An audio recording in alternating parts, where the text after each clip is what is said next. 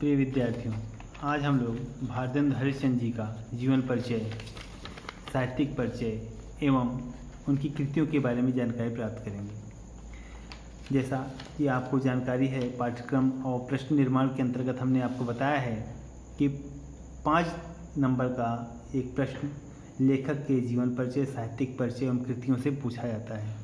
तो इसी क्रम में आपकी गद्य खंड के अंतर्गत जो लेखक रखे गए हैं उसमें भारतेंद्र हरिश्चंद्र जी के जीवन के बारे में हम लोग जानकारी प्राप्त करते हैं। आइए पहले हम संक्षेप में इनके बारे में जान लें।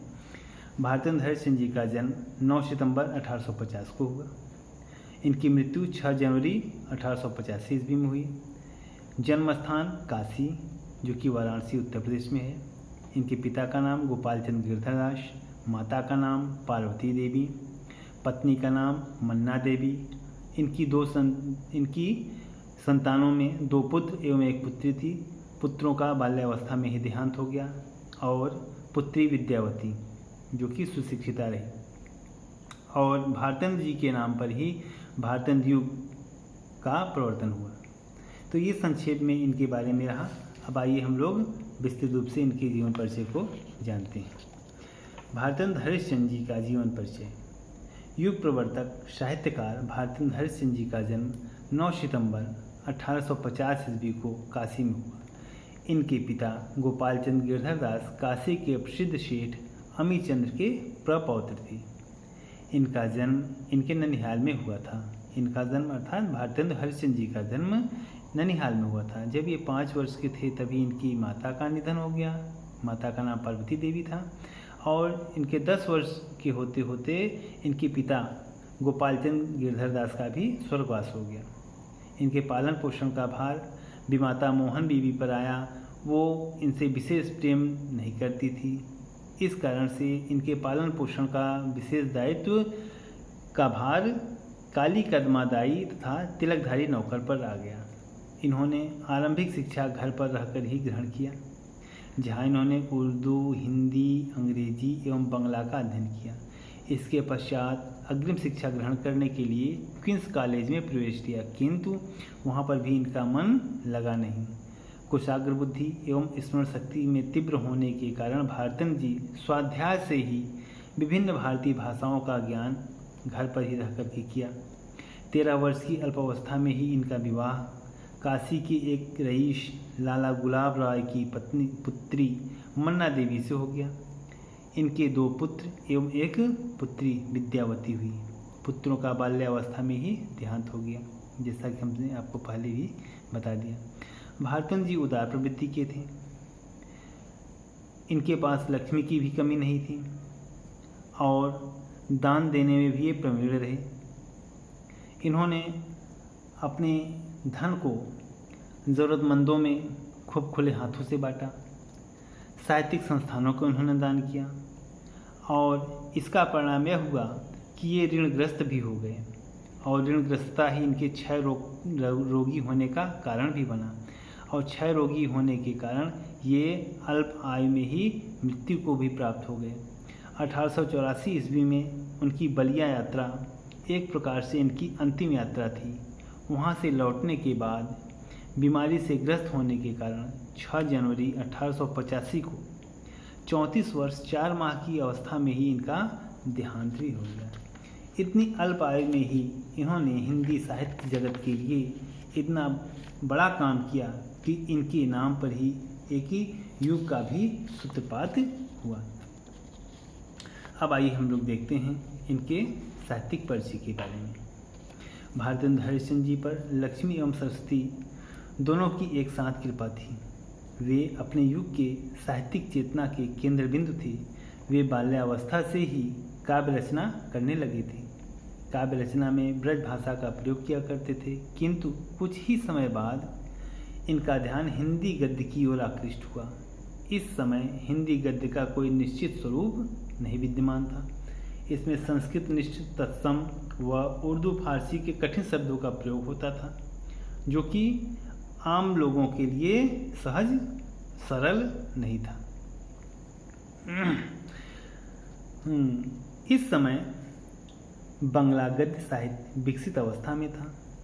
भारतेंद्र जी ने सन 1868 में बंगला नाटक विद्या सुंदर का हिंदी में अनुवाद करके हिंदी की नवीन स्वरूप का बीजारोपण किया। इसी वर्ष 1868 में ही कवि वचन सुधा नामक पत्रिका का संपादन प्रारंभ किया। 5 वर्ष के बाद 1873 में हरिश्चंद्र मैगजीन नाम से दूसरी पत्रिका इन्होंने निकाली। ये हरिश्चंद्र मैगजीन पत्रिका 8 अंकों के बाद हरिश्चंद्र चंद्रिका नाम से प्रकाशित होने लगी। हिंदी गद्य का परिष्कृत रूप सर्वप्रथम इसी पत्रिका में दृष्टिगोचर हुआ। किसमें? हरिश्चंद्र चंद्रिका में।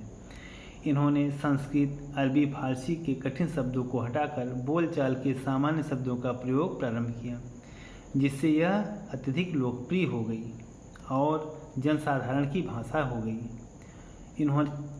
इन्होंने नाटक, निबंध, यात्रावृत्त आदि विधाओं में गद्य रचना की। इनके समकालीन लेखक इन्हें अपना आदर्श मानते थे। सामाजिक, राजनैतिक एवं राष्ट्रीयता की भावना युक्त रचनाओं से भारतेंद्र जी ने भारतीय समाज में एक नवीन चेतना उत्पन्न की। इनकी प्रतिभा से प्रभावित होकर तत्कालीन साहित्यकारों एवं पत्रकारों ने इन्हें 1880 में भारतेंद्र की उपाधि से सम्मानित भी किया। अपने सहयोगी लेखकों को प्रेरित कर इन्होंने अनेक पत्रिकाओं का संपादन कराया और हिंदी को समृद्ध बनाने में अपना अतुलनीय स्तुत्य प्रयास किया। कई साहित्यिक संस्थाएं इनकी आर्थिक सहायता पर ही संचालित होती रहीं।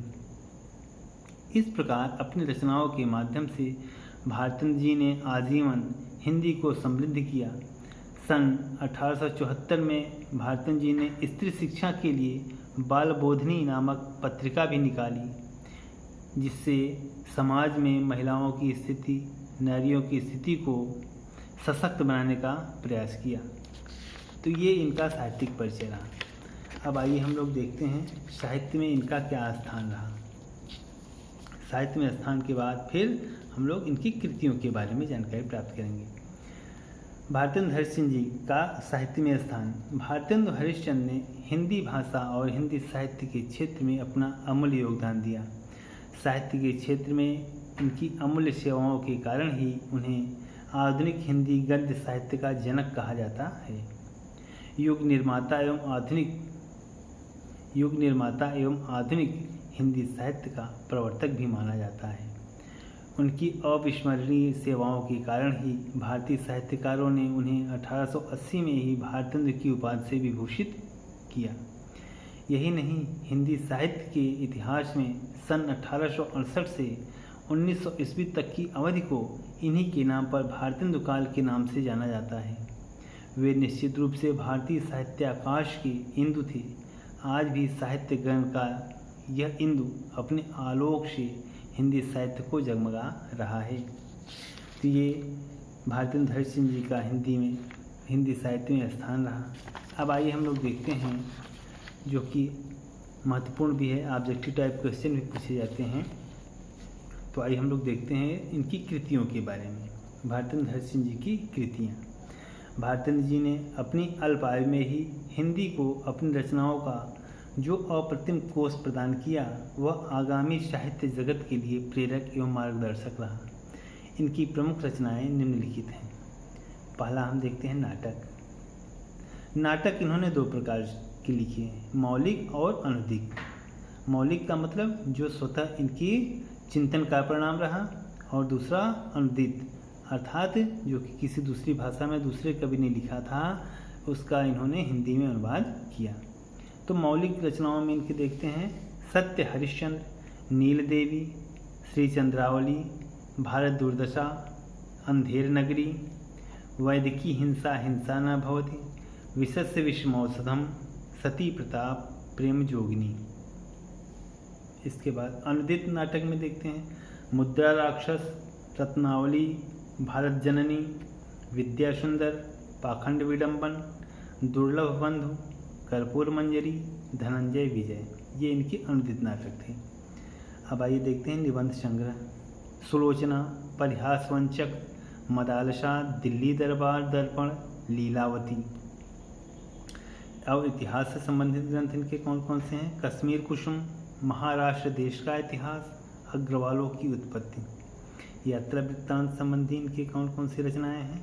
सरयू पार की यात्रा, लखनऊ की यात्रा आदि। जीवनियाँ, इन्होंने जीवनियाँ भी लिखी हैं। सूरदास की जीवनी, जयदेव, महात्मा मोहम्मद आदि। ये तो गद्य रचनाएं रहीं इनकी। इसके अतिरिक्त इन्होंने काव्य रचनाएं भी किया है। काव्य संग्रह के अंतर्गत प्रेम सरोवर, प्रेम तरंग, प्रेम प्रलाप, प्रेम फुलवारी, भक्त सर्वस्व, वैजयंती। इस प्रकार हम लोगों ने भारतेंद्र हरिश्चंद्र जी के जीवन परिचय, साहित्यिक परिचय, साहित्य में इनका स्थान एवं कृतियों के बारे में जानकारी प्राप्त किया। और जो भी परीक्षा में संबंधित प्रश्न पूछे जाते हैं अवश्य ही आप इसमें से हल कर पाएंगे। आप उम्मीद करते हैं कि अच्छे ढंग से इसका अध्ययन करेंगे, एक बार दो बार इसका अनुश्रवण करेंगे तो अवश्य ही यह आपके समझ में आएगा। इस पर छोटे छोटे नोट्स तैयार कर लीजिए, क्वेश्चन तैयार कर लीजिए।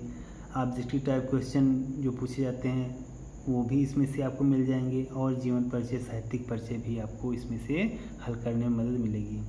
हम उम्मीद करते हैं आप अच्छे ढंग से इसकी तैयारी करेंगे। धन्यवाद।